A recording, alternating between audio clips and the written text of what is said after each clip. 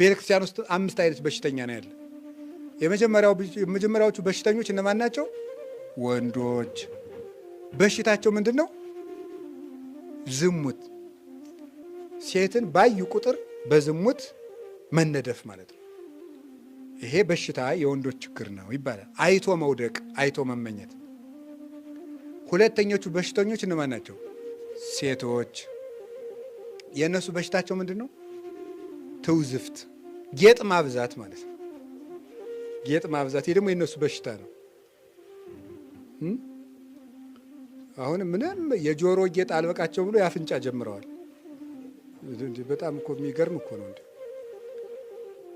እንደዚያ ማለት ይሄ ትውዝፍት፣ ይሄ የሴቶች በሽታቸው ነው፣ ደዌያቸው ነው።